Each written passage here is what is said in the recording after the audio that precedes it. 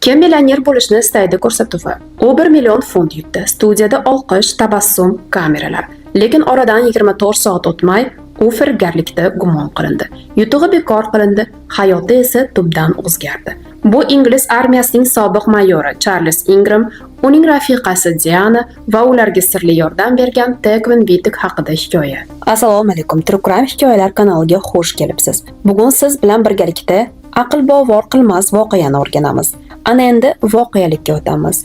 Like bosishni, kommentariy qoldirishni va obuna bo'lishni unutmang. Sizning bu harakatlaringiz kanalni rivojlantirishga yordam beradi. Bu voqea oddiy o'yindan sodir bo'lgan kichik bir firibgarlik deb o'ylayotgan bo'lsangiz, aynan shu hikoya asosida suratga olingan Quiz nomli serial 2021-yilda Britaniya kinoakademiyasining mukofotini oldi va 8 marotaba Oscar mukofotini olgan Millioner is Trishop filmiga ilhom manbai bo'lgan deb ham ko'rsatiladi.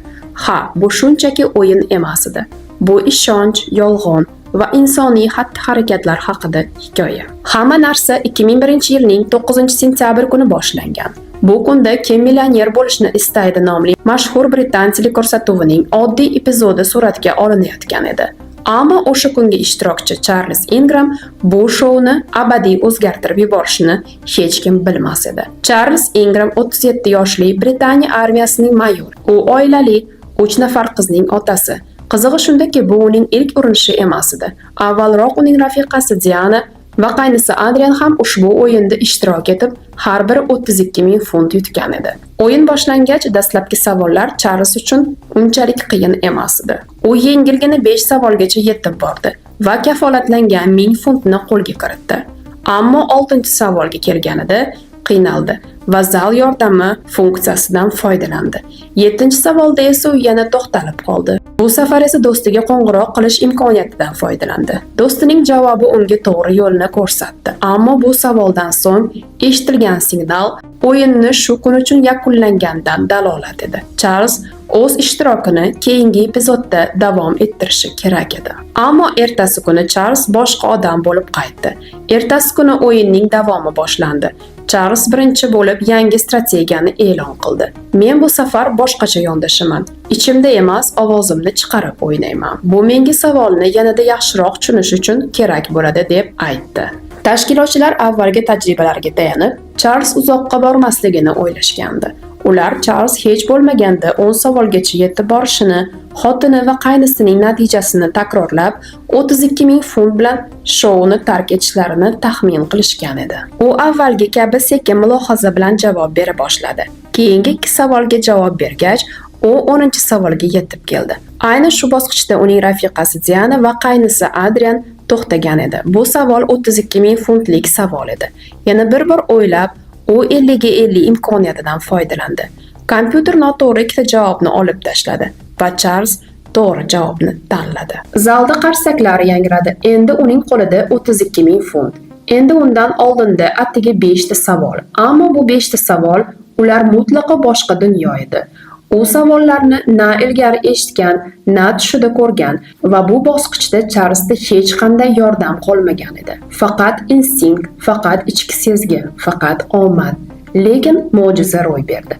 Savol keldi, u javob berdi. Yana savol, yana to'g'ri javob. Hatto zalda o'tirgan prodyuserlar, diktor Chris Tarrant ham hayratda edi.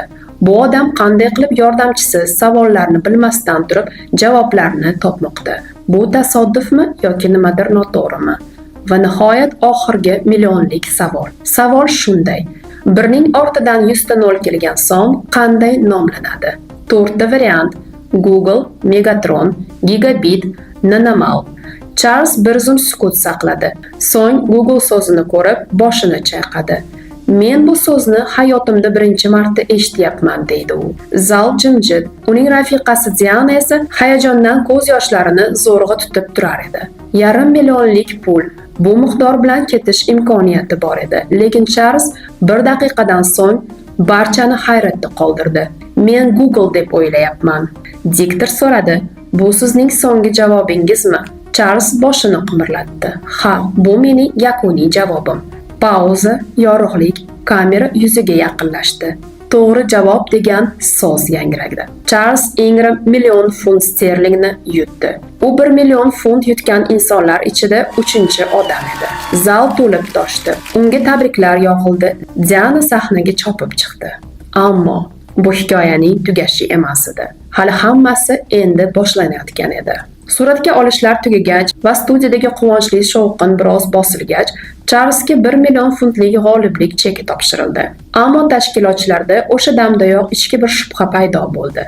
Bu yigitda nimadir g'alati edi. Oxirgi 10 ta savolga u birontasida ham ishonch bilan javob bermadi, ammo doim to'g'ri javob berardi.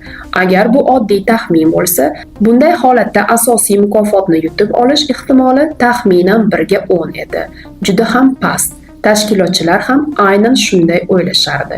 Eng mantiqli taxmin Charlesda qandaydir qurilma borligi edi. U orqali unga kimdir javoblarni aytayotgandek edi. Rasmiy tartib sifatida xavfsizlik xodimlari Charlesni tintuv qilishdi. U bunga rozilik berdi, hattoki ichki kiyimigacha yechindi. Chunki u ishonch bilan ayta olardi. U bilan hech qanday noqonuniy vosita yo'q edi. Haqiqatdan ham hech narsa topilmadi. Charles va rafiqasi Diana hech qanday muammosiz studiyani tark etishdi. Ammo oradan 2 kun o'tmay Charlesga g'alati bir telefon qo'ng'irog'i bo'ldi. Mr. Ingram, biz siz bilan tanish emasmiz. Men Celador kompaniyasini bosh direktori bo'laman. Ha, eshitaman. Men to'g'ridan to'g'ri gapga o'taman. Bu rasmiy bildirish. Bizda sizning ishtirokingiz bo'yicha jiddiy shubhalar paydo bo'ldi. Biz siz qatnashgan dastur yozuvini diqqat bilan ko'rib chiqdik. Xo'p, davom eting. Shu sababli biz bu ishni politsiyaga topshirdik. Shuningdek, efirga uzatish to'xtatiladi va yutuq cheki bekor qilinadi. Tushunarli. Bilmayman. Ha, yaxshi. Sizga rahmat.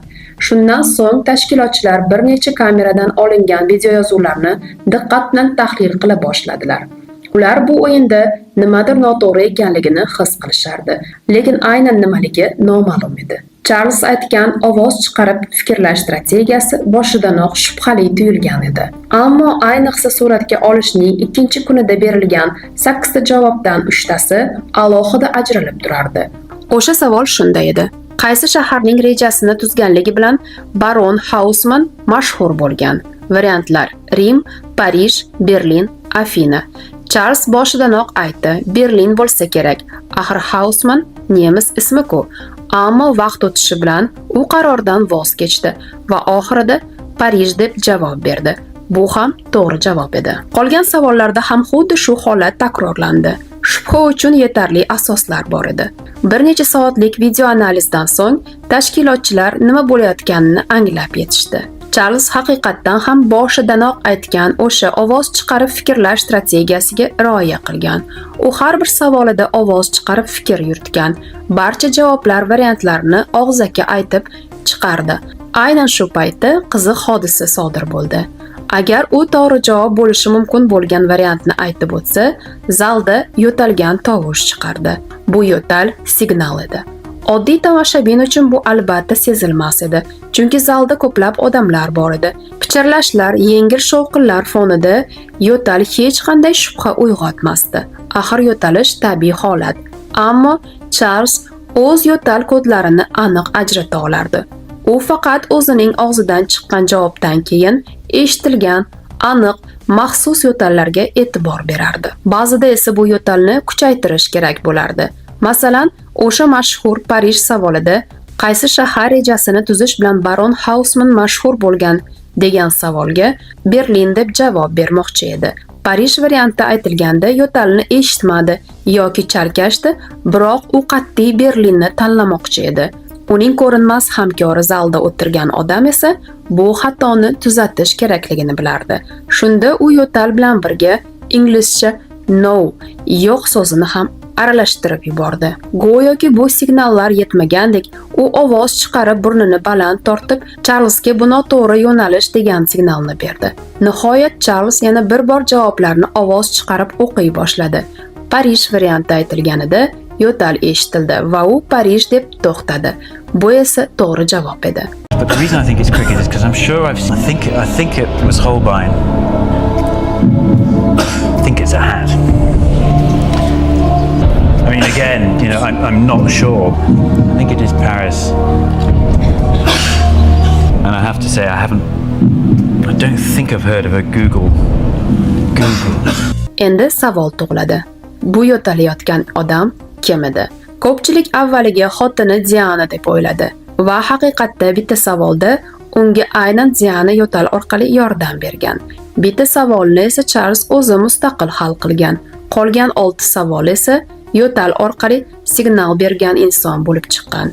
Tekvin Wittek ismli odam edi. U Uelsdagi Cardiff universitetida professor edi. Albatta, u ham barcha savollarga javobini bilmasdi. Ba'zilarini yonida o'tirgan odamlar bilan maslahatlashib aniqladi. Ammo reja ishladi. Aslida bu reja Charlesga million funt olib kelishni mo'ljallamagan edi. Rejaga ko'ra u 125 yoki 250 ming funtda to'xtashi kerak edi. Bu ko'p e'tibor tortmasdi, hech kim shubhalanmasdi. Ammo Charles to'xtamadi. Milliongacha yetib borishini istadi. Bu esa reja mualliflarini, ya'ni uning rafiqasi Diana va Tekvin Wittek uchun og'ir xato bo'ldi. Diana bu qarordan g'azabda edi. O'yindan so'ng ular grimyorkada bayram qilish o'rniga janjallashdi. Natijada esa shubha asosli bo'lib chiqdi. Tashkilotchilar Charlesga berilgan millionlik chekni bekor qilishdi va eng muhimi bu ish bo'yicha politsiyaga rasmiy ariza berishdi. Uchala ishtirokchi Charles Ingram, uning rafiqasi Diana va yo'tal signali orqali yordam bergan Tekvin Wittek firibgarlikda ayblandi. Sud jarayoni 2 yil o'tgach bo'lib o'tdi. Asosiy dalil esa Charles qatnashgan o'sha epizodning video yozuvi edi. Bu videoni sud zalida hakamlar hay'ati bir necha bor ko'rib chiqdi. Natijada ko'pchilik ovozi bilan barcha uchala gumondor aybdor deb topildi. Charles va Diana Ingramlarga 1,5 yillik shartli qamoq jazosi belgilandi. Tekvin Wittek esa 1 yil shartli jazo oldi. Bundan tashqari har biriga 15 ming funt sterling miqdorida jarima solindi. Ammo bu bilan tugamadi. Advokatlar, sud xarajatlari va boshqa to'lovlar qo'shilgach, xarajatlar har biriga 105 ming funtni tashkil etdi. Bu hozirgi kursda qariyb 140 ming dollar demakdir. Ularning barchasi sud qarorini rad etib, o'zlarini aybsiz deb e'lon qilishdi. Charlesning o'zi keyinchalik jurnalistlarga shunday degan edi: "Men bu pulni halol yo'l bilan yutdim. Biz hech qanday reja tuzmaganmiz. Hech kim bilan til biriktirmaganmiz. O'sha kresloda o'tirganimda men zalda yo'tal eshitganimni hatto eslay olmayman." Ammo bu bayonotlar jamoatchilik fikrini o'zgartirmadi. Millioner firibgar nomi bilan tanilgan Charles Ingram va uning oilasining hayoti bu hodisadan so'ng mutlaqo o'zgarib ketdi. Albatta yomon tomonga. Charles Britaniya armiyasida 16 yil xizmat qilgan edi. Suddan keyin esa undan iste'foga chiqishni so'rashdi. Ya'ni o'z xizmatidan olib tashlandi. Ularning uyi yonida endilikda odamlar to'planib, uni mashhur jinoyatchi sifatida ko'rishadi. Tekvin Wittek ham ishidan bo'shatildi. Akademik unvonidan mahrum bo'ldi. Ana shunday azizlarim, 1 million funt yutib bir zumda ham mashhur, ham jinoyatchi bo'lib qolgan Charles Ingramning hayratli va achchiq saboqli hikoyasi edi.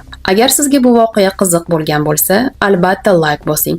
Kanalga obuna bo'lishni unutmang va o'z fikrlaringizni izohlarda qoldiring. Ko'proq sirli va chinakam voqealarni birgalikda o'rganishni davom etamiz. E'tiboringiz uchun rahmat. Sog' va omon bo'ling.